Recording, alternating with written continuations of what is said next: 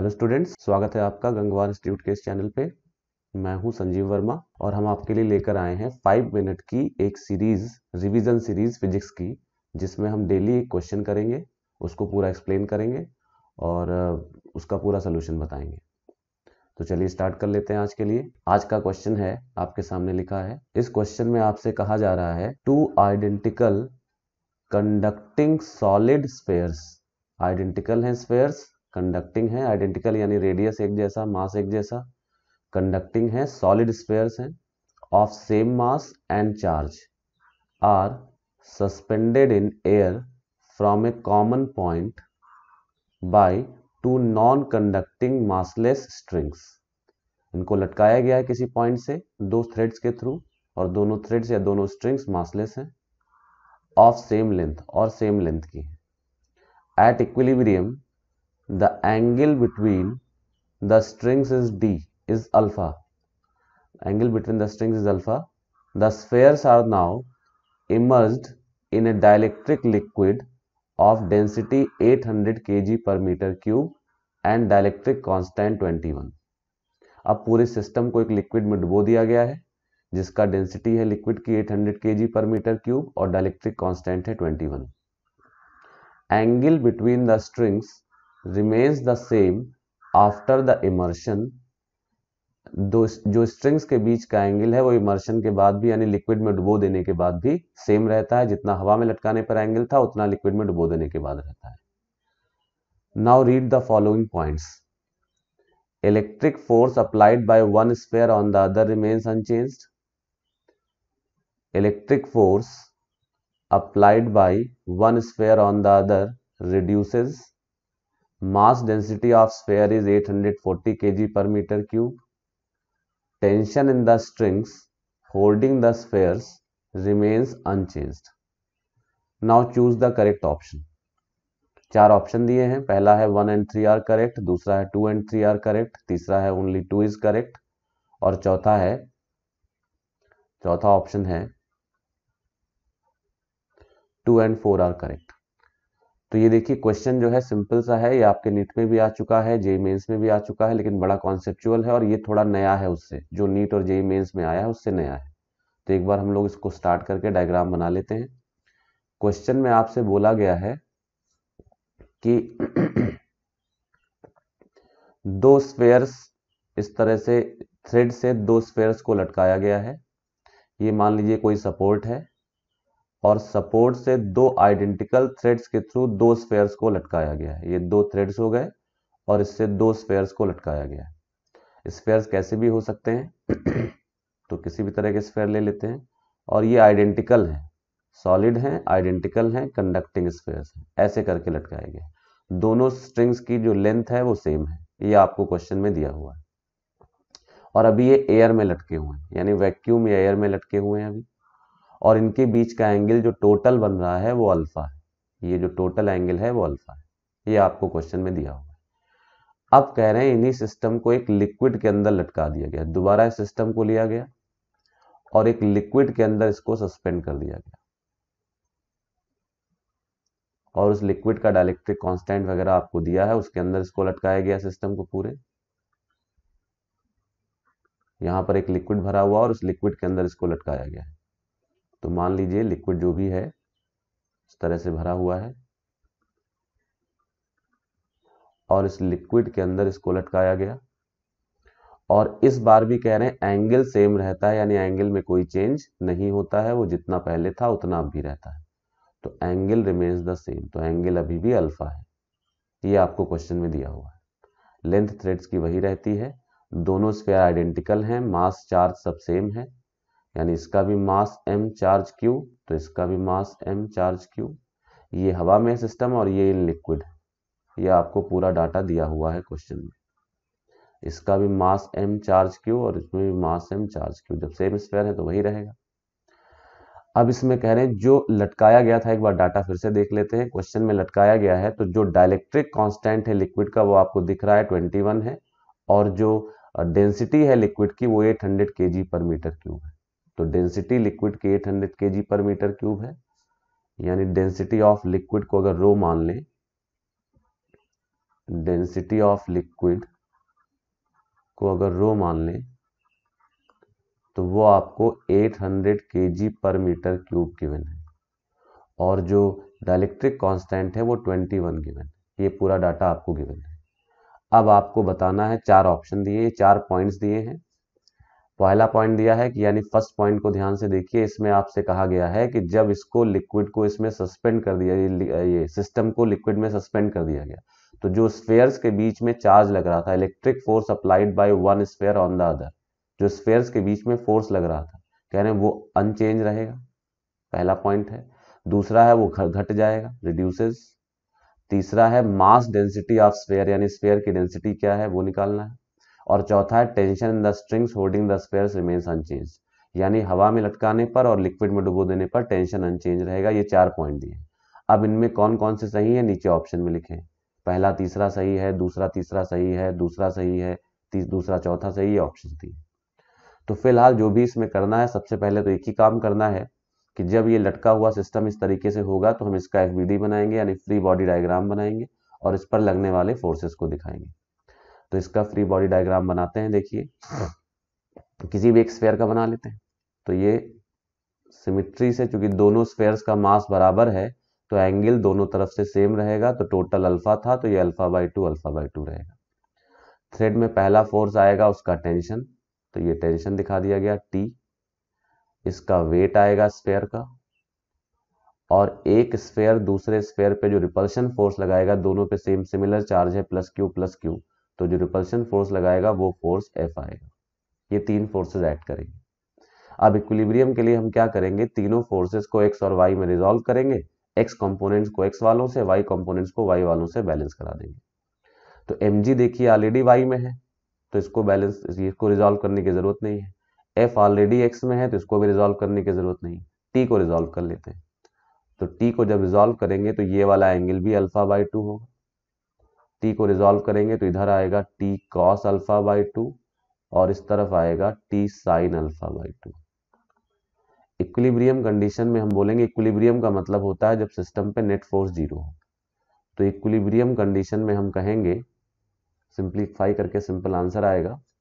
तो इक्विलिब्रियम में y component y वाले को बैलेंस करेगा, यानी t cos अल्फा/2 इक्वल टू mg हो जाएगा, और x कंपोनेंट x वाले को बैलेंस करेगा, यानी t sin अल्फा/2 इक्वल टू f हो जाएगा। सिंपल एकदम, ये सॉल्व होकर आपको इस तरीके से मिल जाएगा।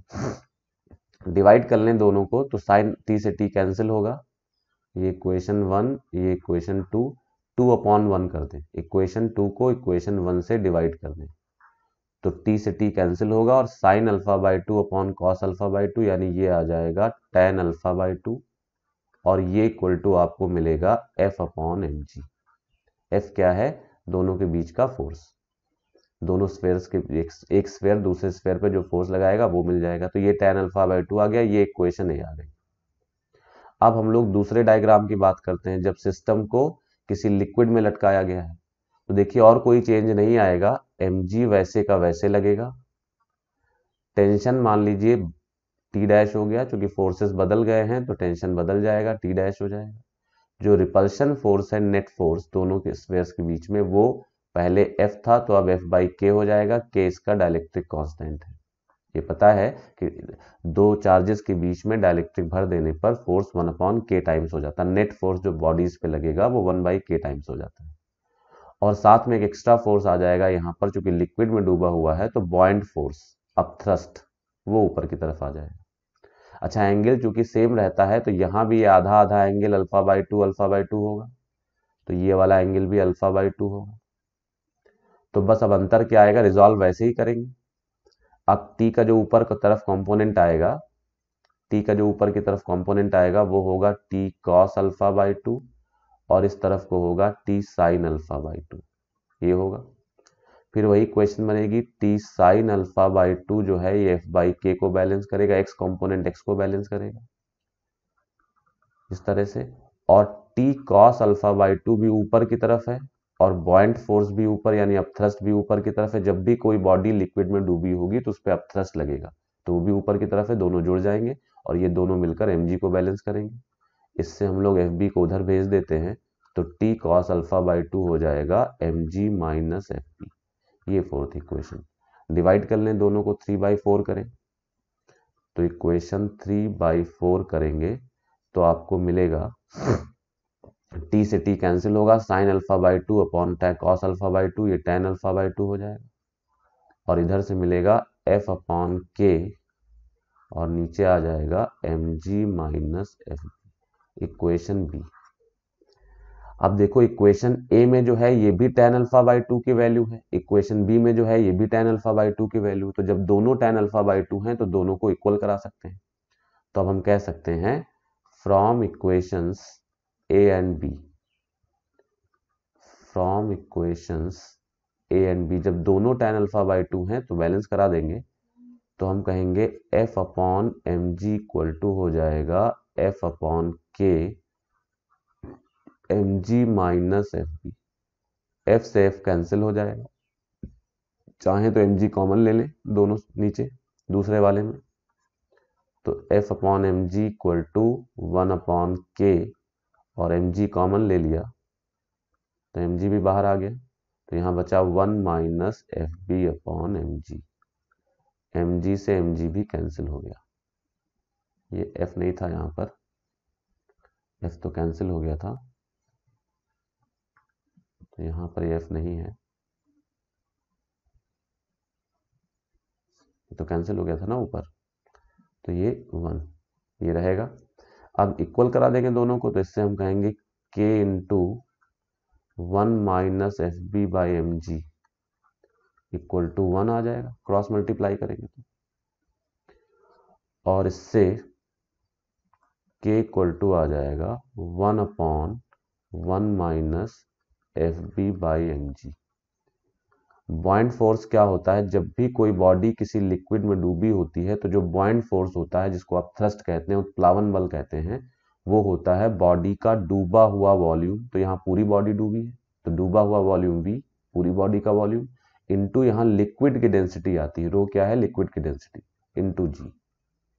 अच्छा, जब हमने अब थ्रस्ट को इस फॉर्म में लिखा है तो मास को भी ऐसे लिख लेते हैं, तो बॉडी का मास होगा बॉडी का वॉल्यूम इनटू बॉडी की डेंसिटी इनटू जी, ये होगा वी जी ऊपर नीचे कैंसिल हो जाएगा, तो ये आएगा सॉल्व करने पर 1/1 माइनस रो बाई डी, ये आ जाएगा।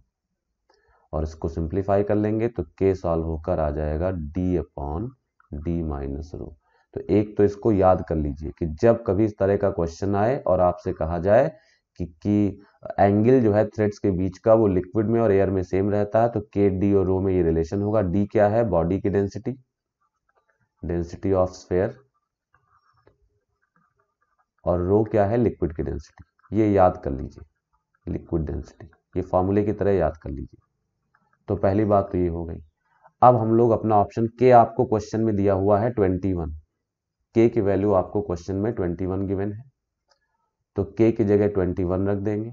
d आपको बॉडी की डेंसिटी निकालनी है और रो आपको 800 दिया है, ये दिया हुआ है, तो इससे आपको d की वैल्यू सॉल्व हो जाएगी, निकाल सकते हैं यहाँ से। तो 21d minus 21 into 100 equal to d, ये आएगा।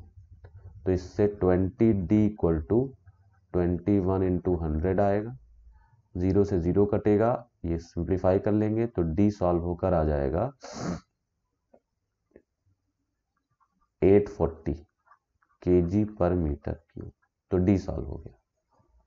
तो d की वैल्यू 840 आ गई। ये फॉर्मूला याद कर लीजिए, ठीक है ना, लर्न दिस फॉर्मूला। अब इस तरह के क्वेश्चन में डायरेक्टली इसको अप्लाई करिए, ये याद कर लीजिए, साथ में ये आंसर याद कर लीजिए कि tan α/2 इतना होता है। अब देखिए इस क्वेश्चन में खास बात क्या है, खास बात क्या है इस क्वेश्चन में कि जैसे इसमें पूछा गया कौन कौन से ऑप्शन करेक्ट हैं, तो कौन कौन से पॉइंट्स करेक्ट हैं। तो मास density of the sphere is 840, ये तो करेक्ट है ही, मास डेंसिटी स्फीयर की 840 है, ये तो करेक्ट है ही, तो ये वाला ऑप्शन तो करेक्ट हो गया, ये सी ऑप्शन, ये मतलब थर्ड पॉइंट, तो थर्ड पॉइंट तो करेक्ट है। अब थर्ड पॉइंट करेक्ट है तो सी और डी तो नहीं हो सकते ऑप्शन, क्योंकि सी में ओनली 2 करेक्ट लिखा है, डी में 2 और 4 करेक्ट लिखा है, तो सी गलत हो गया, डी गलत हो गया। अब बचा ए और बी। अब यहाँ खास बात है, इस पे ध्यान दीजिएगा, ज्यादातर लोग इसमें टिक करेंगे कि ए ऑप्शन करेक्ट है, सॉरी बी ऑप्शन करेक्ट, मतलब सेकेंड पॉइंट करेक्ट है कि electric force applied by one sphere on the other reduces.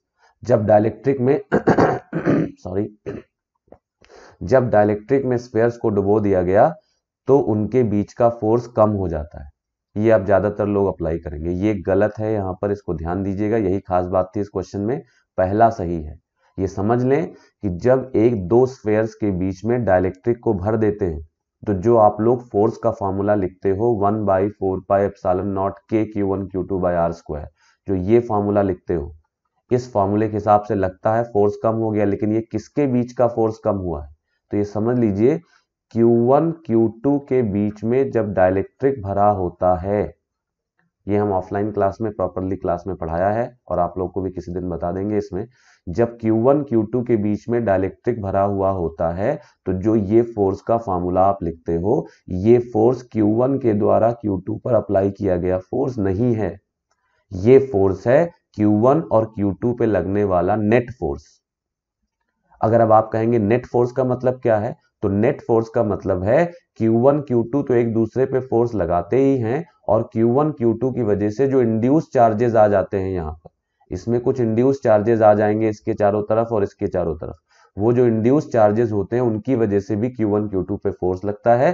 तो ये जो फोर्स निकल कर आता है, this is basically the net force on Q1 and Q2। और नेट में किसका आएगा, जैसे Q1 पे फोर्स किसका किसका होगा, तो Q1 पे Q2 की वजह से फोर्स होगा प्लस इंड्यूस चार्जेस की वजह से फोर्स होगा, वैसे Q2 पर Q1 की वजह से फोर्स होगा प्लस इंड्यूस चार्जेस की वजह से फोर्स होगा। तो ये समझ लें नेट फोर्स कम हो जाता है जब डाइलेक्ट्रिक भर देते हैं चार्जेस के बीच में, तो नेट फोर्स कम हो जाता है। लेकिन अगर पूछें Q1 के द्वारा Q2 पर या Q2 के द्वारा Q1 पर कितना फोर्स लग रहा है, तो चाहे डाइलेक्ट्रिक भरा हो या ना भरा हो, वो फोर्स उतना ही रहेगा 1/4πε0 Q1 Q2 बाय r स्क्वायर। तो देखो इसमें क्या पूछा है, electric force applied by one sphere on the other, यानी यहां नेट फोर्स नहीं पूछा है, एक स्फीयर की वजह से दूसरे स्फीयर पे फोर्स पूछा है और वो नहीं बदलेगा चाहे डाइलेक्ट्रिक भरिए चाहे ना भरिए। तो इसलिए पहला ऑप्शन करेक्ट है, electric force applied by one sphere on the other remains unchanged. अगर नेट फोर्स कहते कि net force on the charges, तो हम कहते वो रिड्यूस हो गया। ये आप लोगों को जनरली क्लियर नहीं होता है, किताबों में लिखा भी नहीं होता है, तो बड़ा नया टाइप का लगेगा, लेकिन ये बहुत फंडामेंटल बात है, इसको याद कर लीजिए, ठीक है ना। तो पहला करेक्ट हो जाएगा और साथ में मास डेंसिटी ऑफ स्फीयर 840 होगी तो तीसरा करेक्ट हो जाएगा। तो उसके हिसाब से सही ऑप्शन होगा इसमें ए वाला, ए इज द करेक्ट ऑप्शन, ठीक है ना। तो इसको फिर से एक बार बता रहे हैं कि दो चार्जेस एक दूसरे पर जो फोर्स एक दूसरे की वजह से लगाते हैं वो डाइलेक्ट्रिक पर डिपेंड नहीं करता है, मीडियम पर डिपेंड नहीं करता, मीडियम हो या ना हो वो वही रहेगा 1/4πε0 Q1 Q2 बाय r स्क्वायर। हाँ, मीडियम भर देने से जो नेट फोर्स किसी चार्ज पे लगता है वो कम हो जाता है। तो सही ऑप्शन इसमें 1 एंड 3 होगा। ज्यादातर लोग जो है इसमें 2 एंड 3 टिक करेंगे क्योंकि उनको 2 देखते ही समझ जाएंगे कि फोर्स घट जाएगा और वो गलत हो जाएगा। तो first and third option is correct option, ठीक है ना।